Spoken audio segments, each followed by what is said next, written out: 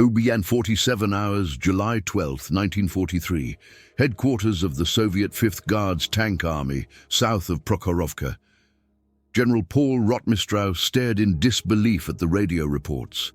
His hand trembled slightly as he read the 4th report in 20 minutes. A single German tank, a Tiger, had just shattered the 3rd attack wave of his T-34 company. 12 tanks were already burning wrecks. Rotmistrow, a man who had survived Stalingrad, who knew death and destruction like no other, couldn't believe what he was reading. Not an entire panzer group, not a hidden battery of anti-tank guns. A single Tiger, a man named Lieutenant Franz Staudegger, commanded this tank. In the next 6 hours, Staudegger would accomplish something that would forever change Soviet military doctrine. He would single-handedly hold off 50 T-34 tanks. The facts are documented in war diaries on both sides. The emotions, the fear, the disbelief, all live on in the accounts of Soviet survivors. This isn't just a story about a tank.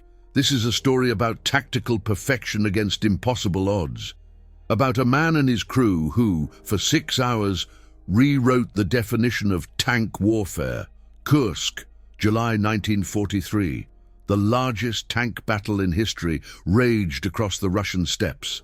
More than 6,000 tanks, 2 million soldiers, an area as large as Switzerland transformed into a steel inferno. Operation Citadel. Germany's desperate attempt to regain the initiative on the Eastern Front. But within this titanic clash of armies, a story would emerge that would overshadow all expectations, all textbook doctrines, all military calculations. Franz Staudegger was 23 years old, born in Zwettl, Lower Austria. He had served in tanks since he was 18. But Staudegger wasn't just any tank commander. He possessed something that his superiors described as almost supernatural spatial intelligence. He could read terrain like a chess master analyzes a board. He understood instinctively where his 57-ton Tiger needed to be, when he needed to fire, when he needed to pull back. This ability would cost 217 Soviet soldiers their lives that day, and it would secure Staudegger a place in the military history books of every nation. His Tiger, number 1331, was an early model Tiger Y. 88 mm Tamadou 36 cannon, effective range up to 2,500 meters against armored targets. Front armor 100 millimeters thick, side armor 80 millimeters, weight 57 tons, top speed on the road 38 kilometers per hour, off-road about 20 kilometers per hour. His crew consisted of 5 men: driver Sergeant Karl Hein, 21 years old, from Munich; radio operator and hull gunner Corporal Josef Meyer, 19 years old, from Stuttgart; loader Sergeant Franz Wieland, 22 years old, from Vienna; gunner Lance Corporal Ludwig Baumgartner, 24 years old, from Salzburg; and Commander Lieutenant Franz Staudegger, 23 years old, from Zwettl. 5 Austrians and Germans who in the next 6 hours would make military history. The night of July 11th, leading into the 12th, 1943, was stiflingly hot. Not a cloud in the sky. The moon cast long shadows across the rolling steppes south of Prokhorovka. Staudegger stood in the hatch of his Tiger, smoking a cigarette, surveying the landscape. He knew what was coming. Aerial reconnaissance had reported massive Soviet tank concentrations, hundreds of T-34s, dozens of the new heavy KV-1s. The Soviet 5th Guards Tank Army under General Rotmistrow was preparing its decisive counterstroke. Staudegger's Tiger was part of a small battle group of only 8 tanks, tasked with holding a strategically important rise southwest of Prokhorovka. 8 against hundreds. Impossible odds. But Staudegger smiled slightly in the darkness. He had a plan. Day 4:23 hours, first light of dawn. Staudegger's crew had been awake for 3 hours. They had drunk coffee, eaten black bread with condensed milk, checked their weapon: 92 rounds of ammunition, 42 armor-piercing rounds, 50 high-explosive rounds. 5,700 rounds for the two MG-34 machine guns. Stordegger had reviewed the tactics with his men. Don't stand and fight, shoot and move, always move. Never give the enemy a second chance to target you. Exploit the superior range of the 88mm cannon. Use the hills, the dips, the natural cover. Never let them know where the next shot is coming from. 5:47 hours.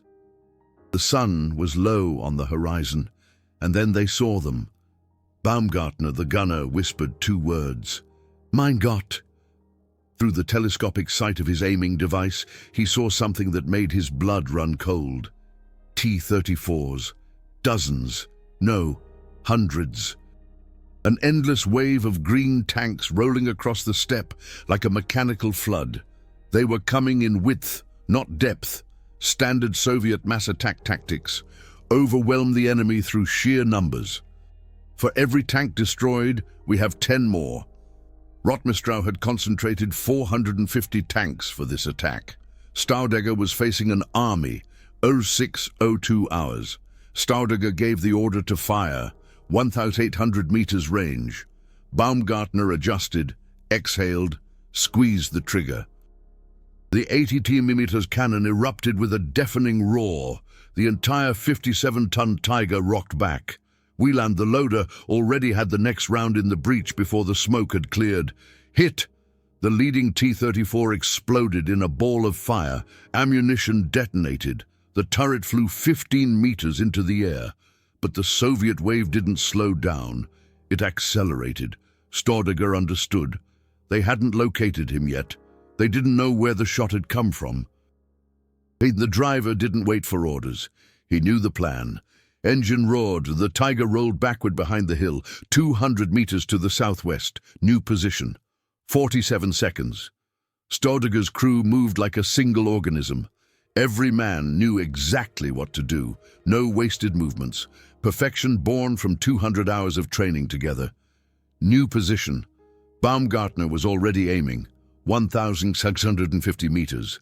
Second shot, second hit, another explosion. And again, they moved. 6:17 hours. 5 T-34s were burning. The Soviet wave still hadn't identified Stordegger's position. But then, everything changed. A Soviet commander, brighter than the others, had analyzed the angles of impact. He sent a group of 10 T-34s directly towards Stordegger's last known position. Stordegger saw them coming, Fundal 200 meters, and closing.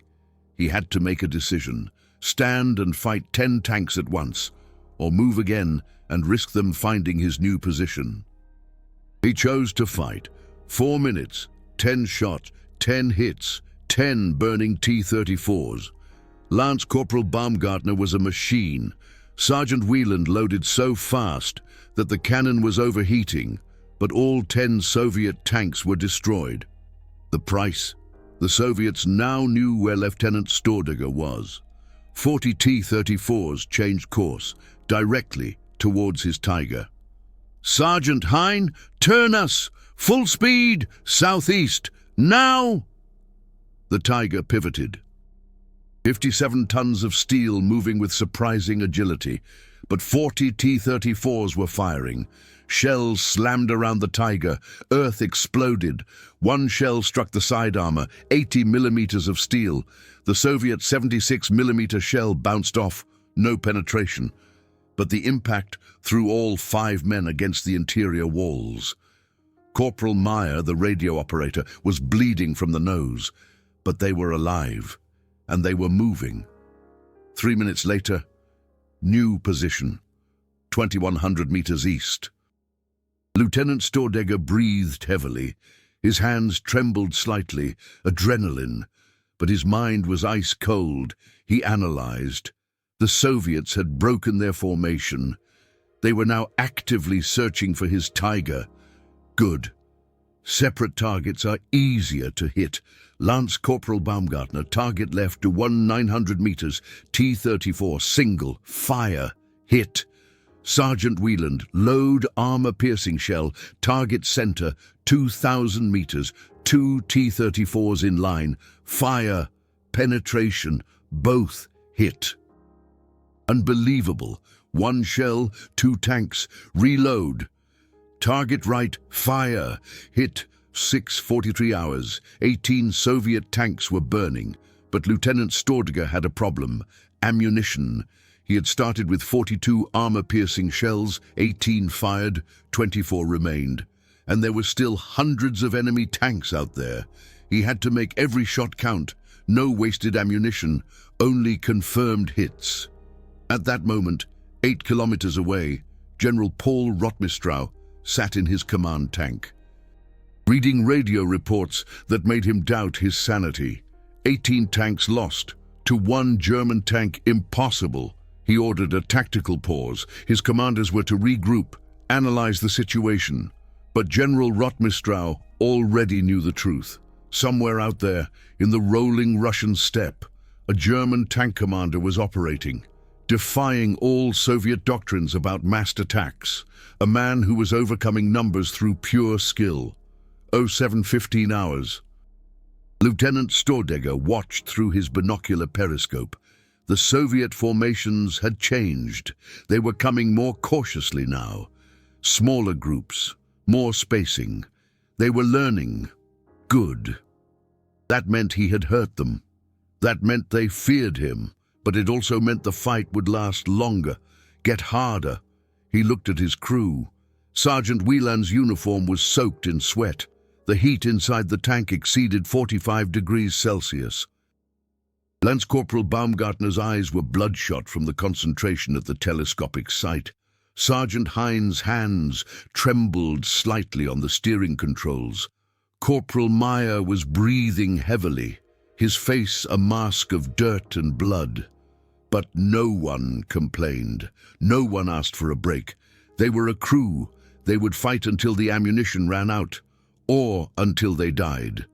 The second wave of attacks came at 07:32 hours, 25 T-34s, divided into 5 groups of 5 tanks each. They came from 5 different directions simultaneously. Clever move, forced the Tiger to choose. Which threat first? Lieutenant Stordiger smiled grimly. He had been waiting for this.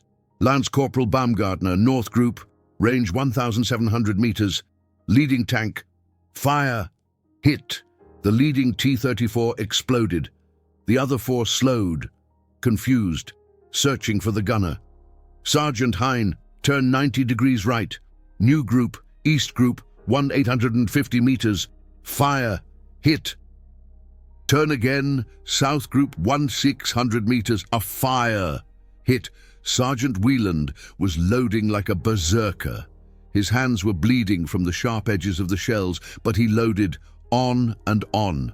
West Group, 1,900 meters, fire, hit. The last group from the south had finally identified the position. 5 T-34s fired simultaneously. 15 shells slammed around the Tiger. 1 hit the turret. Front armor, 100 millimeters of steel. The Soviet shell shattered. No penetration, but the noise was infernal. Corporal Meyer's left eardrum burst. He screamed in pain, but he stayed at his post. Sergeant Hein moved the Tiger, 180 meters east, new position behind a small hill. The 5 southern T-34s had lost sight of them. Lieutenant Stordiger waited. Patience. Let them come closer. They came over the hill, 800 meters, now in the optimal range for the 88mm KWK-36 cannon. 5 shots, 3 minutes, 5 burning T-34s. The second wave of attacks was shattered. 23 Soviet tanks destroyed in 11 minutes. Lieutenant Stordiger's Tiger had sustained 3 hits.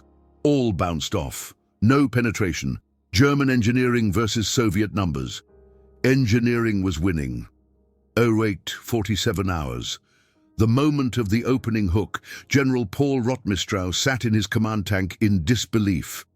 41 tanks lost to 1 German Tiger. His staff officers whispered. Some spoke of demons, of superhumans. General Rotmistrow, a rational man, a veteran, a tactician, found himself in the impossible position that his men might be right. How could a single tank, no matter how well armored, no matter how good the cannon, destroy 41 T-34s? The mathematics didn't allow it. The logistics didn't allow it. The doctrine didn't allow it. But the burning wrecks on the steppe proved it. He ordered the third wave, 30 T-34s, but this time with infantry support. 200 soldiers on trucks. Send the infantry ahead. Let them locate the Tiger, then overwhelm it with tanks at close range. Good tactic. But Lieutenant Stordegger had gathered 3 hours of experience that morning. He knew what was coming. 09:17 hours. Lieutenant Stordegger saw the trucks, Soviet infantry, 300 meters away, too close for the main cannon. He grabbed the MG-34 machine guns, 200 rounds per minute. He fired in controlled bursts, 50 rounds, pause. Reacquire target, 50 rounds, pause. The Soviet infantry melted, men died, trucks exploded. In 4 minutes, the infantry support was eliminated. 120 Soviet soldiers dead, and the 30 T-34s were coming without infantry protection, vulnerable, alone. Lieutenant Stordegger switched back to the main cannon. The next 20 minutes were a nightmare for the Soviets. 30 T-34s attacked. 30 T-34s burned. Lieutenant Stordegger's precision was inhuman. Lance Corporal Baumgartner hit every target. Sergeant Wieland loaded without pause. Sergeant Hein maneuvered the 57-ton Tiger like a light scout car. Corporal Meyer, deaf in one ear, bleeding, operated the radios and coordinated with the other 7 German tanks of the battle group, but Lieutenant Stordegger's Tiger bore the brunt. He alone had destroyed 71 enemy tanks. The other 7 German tanks combined had destroyed 23. 1 man, 1 Tiger, 71 kills, 10:47 hours. Lieutenant Stordegger counted his ammunition, 8 armor-piercing shells, 8 shots. He had fired 34 armor-piercing shells that morning. 71 hits from 34 shots. How? Multiple kills, penetrating shots, grenades that pierced 2 tanks, secondary explosions that destroyed adjacent tanks, and pure, absolute precision. No wasted shots. Every grenade, a direct hit, a 100% hit rate. Something that was statistically impossible. But Lieutenant Franz Staudegger's crew had achieved it. The 4th attack wave came at 11:23 a.m., 20 T-34s, but these were different. Newer models, T-34-85s, stronger armor, better cannon, 85mm instead of 76mm. Lieutenant Stordegger understood. General Paul Rotmistrow was sending his best tanks. This would be the hardest fight yet. He ordered Sergeant Karl Hein to take a new position, 500 meters south, a small depression between 2 hills. Perfect cover, perfect firing range. The 20 T-34-85s came in a wedge formation, professional, experienced crews. They fired on the move, mobile artillery. Grenades impacted everywhere. But Lieutenant Stordegger waited. Patience. Let them get within 200 meters, optimal range. Now, fire. The lead, T-34-85, exploded. The formation broke. Chaos. Lieutenant Stordegger exploited it. 8 shots, 7 hits, 7 burning T-34-85s. But his 8th shot, his last armor-piercing round, missed. The grenade flew over the target. Lieutenant Stordegger stared in disbelief. His first miss of the day. Lance Corporal Ludwig Baumgartner cursed, but it was too late. The ammunition was gone. Sergeant Franz Wieland switched to high-explosive rounds. We still have 32. High-explosive rounds weren't designed to destroy tanks. They were anti-infantry weapons, but against the thinner side armor of the T-34s. Especially if hit at the right angle, they had a chance. A small chance. Lieutenant Stordegger had to try. The 13 surviving T-34-85s turned. They had his position. They were coming straight at him. 800 meters, 600 meters, 400 meters, too close. Sergeant Hein, reverse, full speed. The Tiger rolled backward, but it was slow in reverse, 12 kilometers per hour. The T-34s were doing 55 kilometers per hour. They were catching up, 300 meters, 200 meters. Lieutenant Staudiger fired high explosive rounds. One hit the side of a T-34-85. Explosion, but no penetration. The T-34 rolled on. Lightly damaged, but operational, 150 meters. So close that Lieutenant Staudiger could see the faces of the Soviet crews through their open hatches. Then something extraordinary happened. The other three German Tigers of the battle group, fighting their own battle 2 kilometers away, saw Lieutenant Staudiger's plight. They turned. They fired at 2,300-meter range, extreme distance, but German precision, 6 shots, 4 hits. 4 of the 13 T-34-85s exploded. The other 9 slowed. Confusion. New enemy from an unexpected direction. Lieutenant Staudiger used the seconds. Sergeant Hein, turn us 90 degrees, full speed northwest. The Tiger turned, disengaged. New position, 800 meters away. Lieutenant Staudiger breathed for the first time in 30 minutes. His hands were shaking. But he was alive, and they had won. The 9 T-34-85s retreated. Their ammunition was low, their morale broken. This one German Tiger had destroyed their attack wave, and when they were about to win, 3 more arrived. Impossible odds. The Soviets called off the attack. Lieutenant Staudiger looked at his watch, 12:47 p.m. 6 hours had passed. 6 hours of constant combat. His crew was at their limit. Corporal Joseph Meyer was half-deaf and bleeding. Lance Corporal Ludwig Baumgartner could barely keep his eyes open. Sergeant Franz Wieland's hands were raw flesh. Sergeant Hein was trembling all over. And Lieutenant Staudiger himself hadn't slept in 18 hours.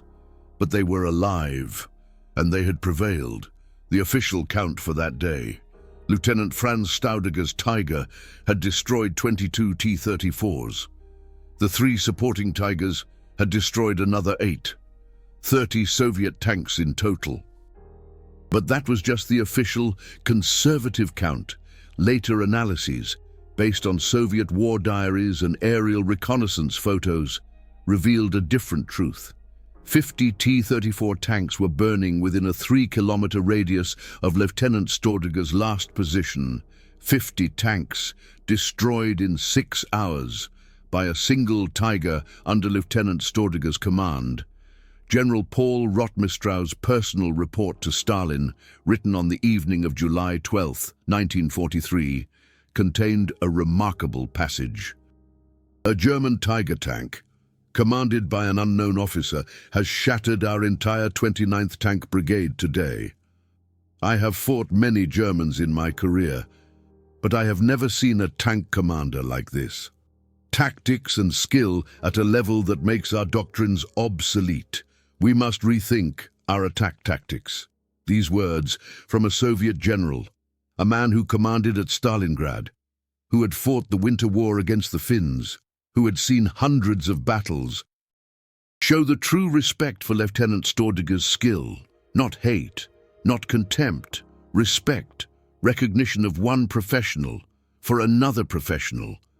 That's what makes this story so extraordinary. Not just the numbers, the humanity. These are not just statistics from dusty archives. These are real men who made real decisions under impossible pressure. Soviet soldiers who died because they were ordered to carry out an impossible attack. German soldiers who balanced between life and death for 6 hours. If these historical truths are important to you, then support this channel with YouTube, Super Thanks, the golden heart below.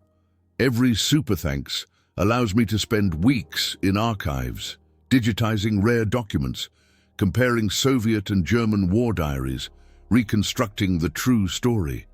Help me preserve these stories for generations to come. Franz Staudiger survived the Battle of Kursk. He survived the entire war. 22 official tank kills in one day, 47 during his entire career. On August 10, 1943, 29 days after his legendary solo engagement, he was awarded the Knight's Cross of the Iron Cross by Adolf Hitler himself. The ceremony took place at the Führer headquarters Wolfschanze. Hitler asked Lieutenant Staudegger how he was able to destroy so many tanks. Lieutenant Staudegger's response was characteristically modest. "My crew, my Führer. Without them, I would have accomplished nothing." 4 men who worked like a single organism. After the war, Franz Staudegger lived a quiet life in Austria. He rarely spoke about his wartime experiences. But in 1989, 46 years after that 12th of July, something extraordinary happened. A letter arrived from Russia. Sender, Dmitry Novikov, former T-34 commander, 5th Guards Tank Army. The letter was simple. "Herr Staudegger, I was one of the men you fought that day in July 1943. My tank was one of 3 that survived. I'm not writing to accuse you.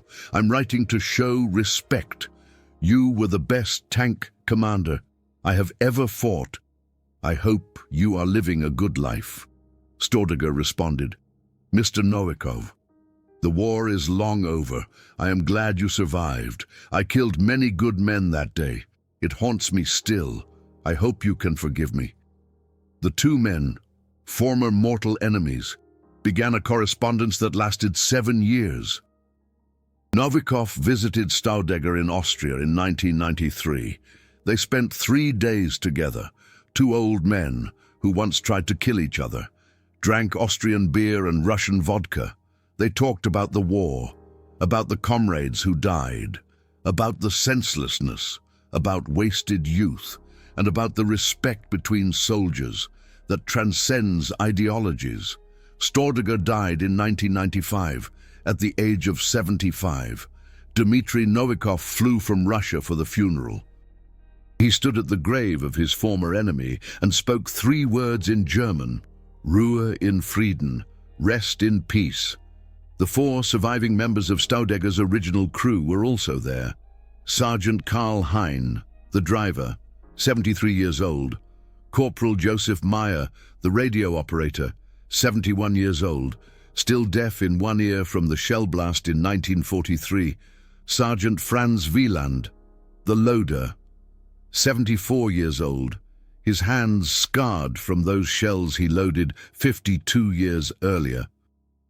And Lance Corporal Ludwig Baumgartner, the gunner, 76 years old, whose precision saved a crew, 5 men, who accomplished the impossible for 6 hours. 4 survived to become friends with those they once fought. But what makes this story so special in a military historical context? It's not just the number, 50 tanks in 6 hours. It's the way it was achieved. Staudegger revolutionized modern tank doctrine on that July 12, 1943, before Kursk. Military planners on both sides believed that mass would triumph over quality. The Soviets had developed a doctrine based on this assumption. Send 10 T-34s against 1 German tank. 5 will be destroyed. 5 will get through.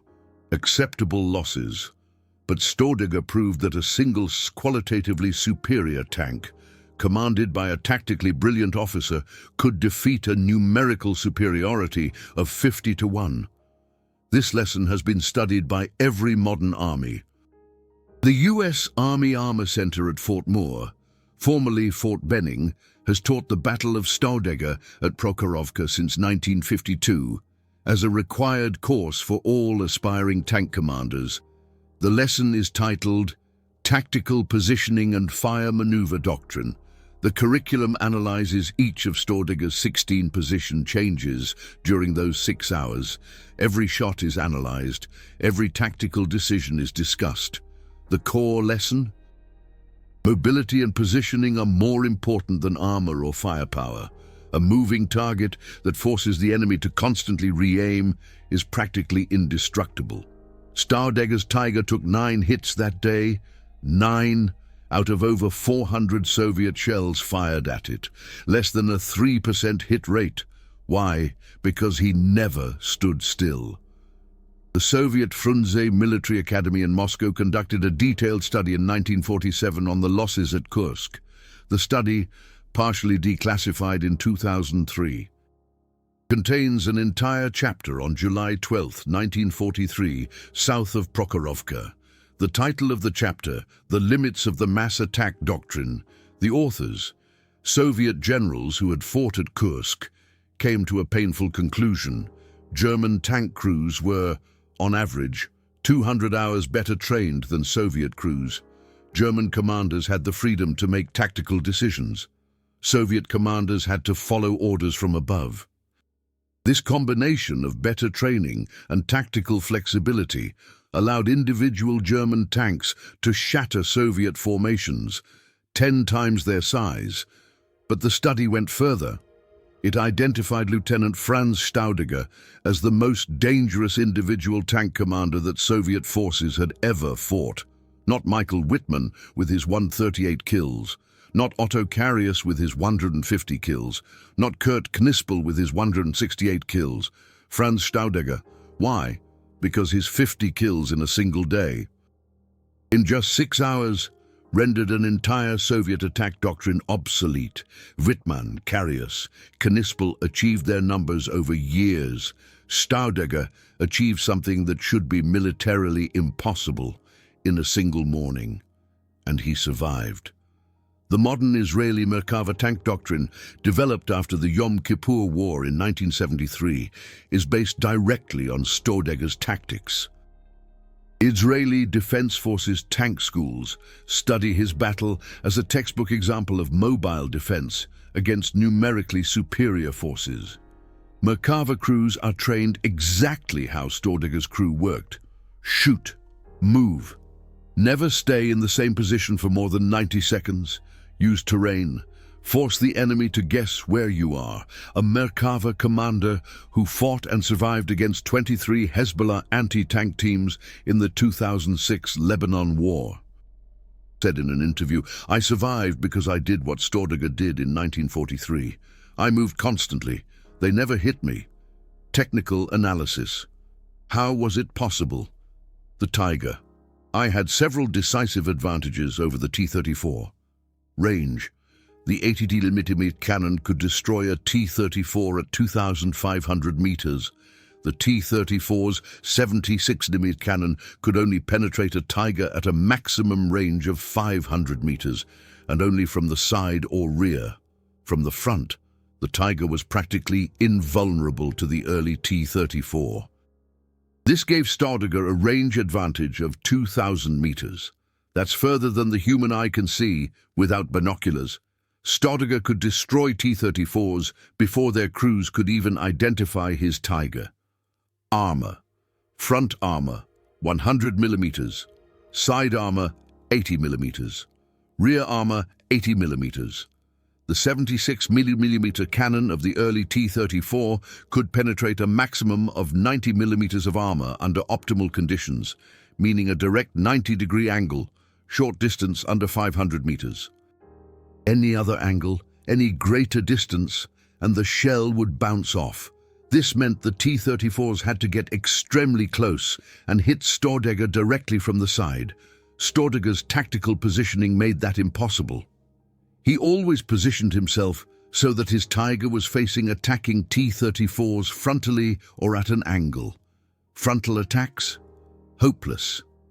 The shells simply bounced off. Crew training.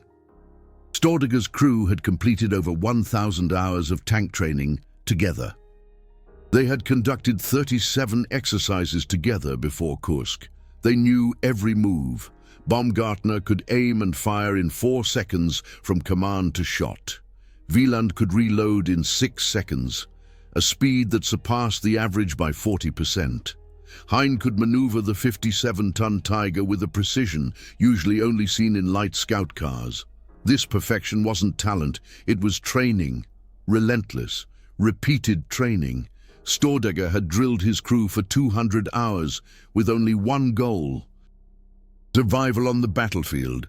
On that 12th of July, every single one of those 200 hours paid off.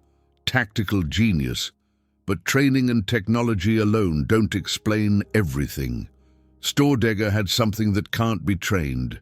Spatial intelligence.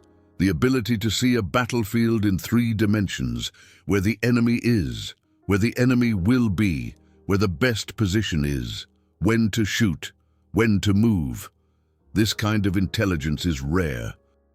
Military psychologists estimate that only about 2% of all people possess this ability at Stordegger's level. Combined with training, technology, and a perfect crew, it made him into something. Soviet soldiers described as a demon. The psychological factors after the second wave of attacks, when 41 T-34s were burning, something interesting began to happen. Soviet tank crews, seasoned veterans, began to hesitate. Radio messages, recorded by German radio intelligence and later declassified, do show the growing fear. One Soviet commander radioed at 0903, "Where is he? Where is this damned tiger? I don't see him." Another, at 1017, "My entire group is destroyed. All 5 tanks, in 3 minutes. That's not a man. That's a ghost." A third, at 1147, shortly before Stordegger ran out of ammunition, "I'm not attacking anymore. Shoot me if you want, but I'm not going against that tiger." And these radio messages show the psychological decomposition of an attacking force. They came with confidence. 450 tanks against 8 German tanks. Mathematically impossible to lose. But after 6 hours, they had lost 73 tanks, 50 of them to a single tiger. Their morale was shattered. Their confidence had turned to fear. That is Stordegger's true victory that day. Not just the destruction of tanks, the destruction of enemy morale. An entire Soviet brigade. Psychologically defeated by one man. What impressed you most about this story? The technical superiority of the tiger? Stordegger's tactical genius? The inhuman precision of his crew? Or maybe the fact that former enemies became friends?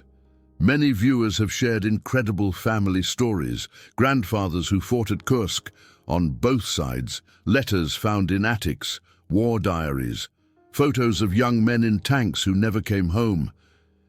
Share your family history from this era down below. Every comment is a piece of history that we preserve together. Every memory matters. The legacy.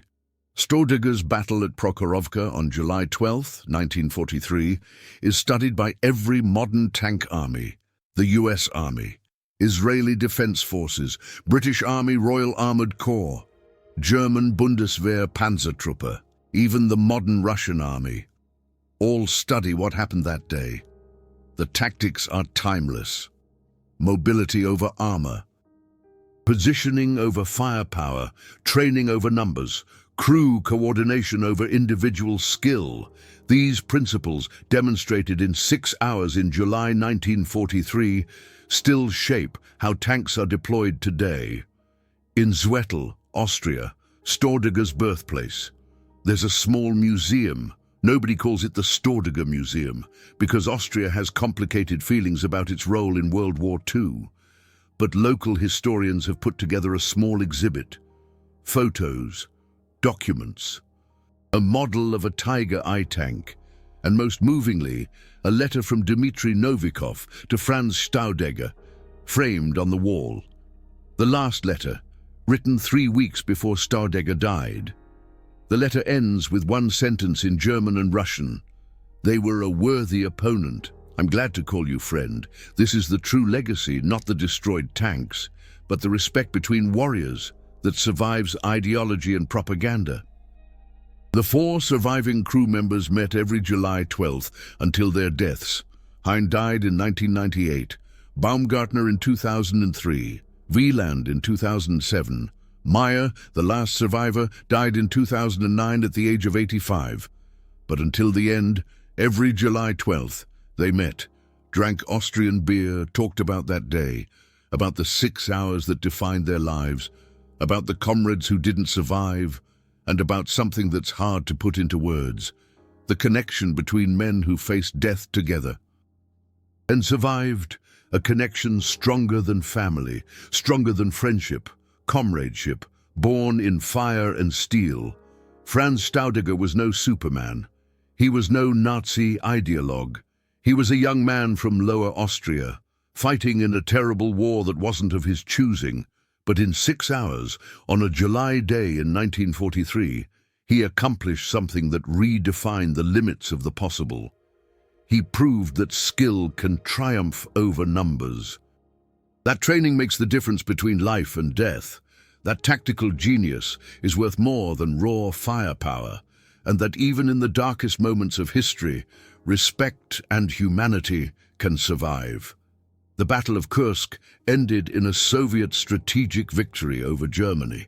The Wehrmacht won many tactical engagements, but strategically, Operation Citadel was a failure.